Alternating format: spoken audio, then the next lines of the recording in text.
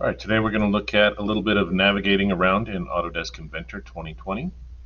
When you first open it up, you should get a home screen that looks something like this.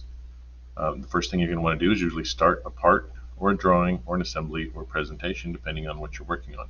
You have all those choices out here. Now be careful, if you want to start a McNeil engineering drawing sheet, you cannot start from this drawing out here, but yet you need to go click on one of these little pieces of paper up in the upper corner. I like this one at the very top. It brings up this. This is again all the things you can open. So a part is just a standard part.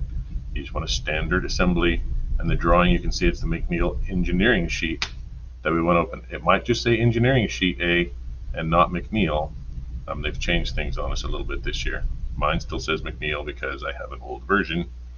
Yours might be updated. Usually, a lot of things we want to start with is a part. So let's go through that and how to navigate around. So you just click on part. Give it a second, and it will open it up. Once we have a part, we have this blank drawing area. Well, first we have to tell it what we would like to draw or where we'd like to draw. So we're going to go to the upper left and click Start 2D Sketch. Just click on the little pencil, and it brings up these work planes that we can draw on.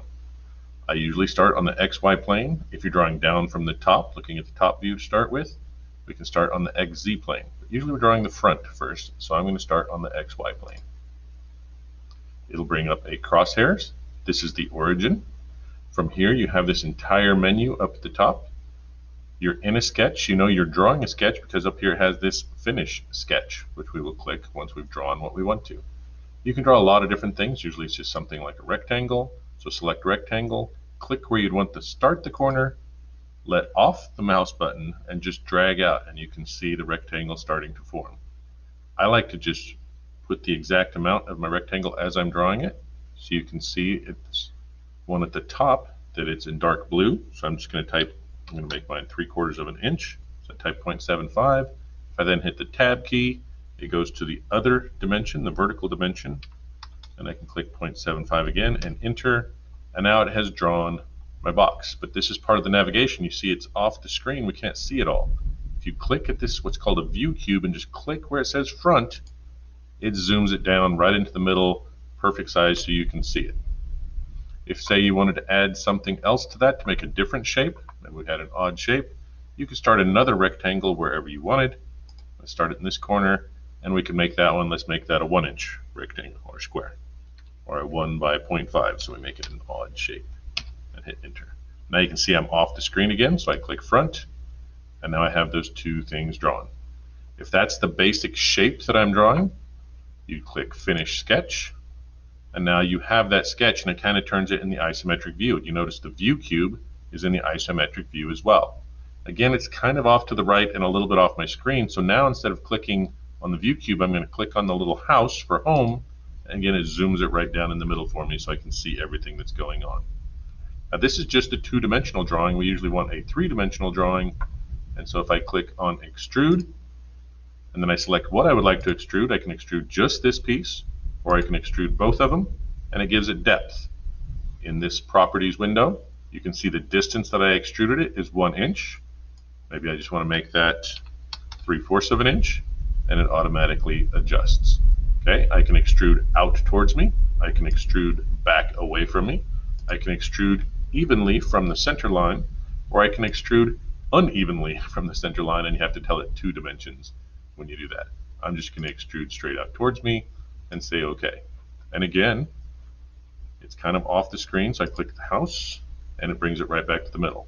So that's some of the navigation. Okay. Now on this navigation, this is really what we're looking at and how to move it around. If I want to see just the front, I click the front on my view cube, or I can click these little arrows to rotate around. If I want to rotate it this way, I click these arrows at the top, and you can see it's moving around. You can see the back is where I'm at, it tells me. If I want to go to more of an isometric, I can click the corner.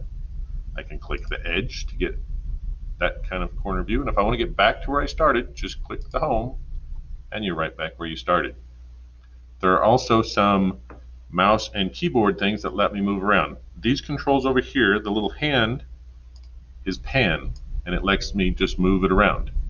To me, it's easier if I just click the middle scroll wheel. right? There's three buttons, your left click, your right click, but in the middle of the little wheel is actually a click as well. So if you click down on it, it becomes the pan hand, and it's much easier than having to go grab the hand, bring it out, then drag around. Just click the middle button, and now you can drag it wherever you want.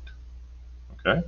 If you would like to zoom in and out, it has that here, but again, your mouse does it. Just push away from you on the scroll wheel, and it scrolls away. Pull towards you on the scroll wheel, and it zooms in. It zooms in wherever, in and out, wherever your mouse is. So put the mouse over what you want to see. If I want to see that corner view zoomed in, put my mouse on the corner, and the corner stays right in the middle. If I zoom in way over here, or zoom out way over here, look, it disappeared. Like, I don't even know where it is. How am I going to find it? I go click on the home, and boom, it comes right back. So if you ever lose your part, go click on the house. The other thing we might want to do is rotate, but maybe we don't want it perfectly on the front. Maybe we want some weird view because we had something that's hard to see. If you click or push the shift button on your keyboard and then click the middle scroll wheel button, it gives you this orbit tool, and you can move it in whatever way you want. So you can see something, and then you can zoom in on it, right? So you can see this little part. Maybe there was something important there that you wanted to see. And again, if you want to ever get back, you just click the little house and you're right back in. Those are the main navigation tools that you have to look around and see your part. I will go over more videos later on other ways you can manipulate, modify, and correct parts within Autodesk Inventor.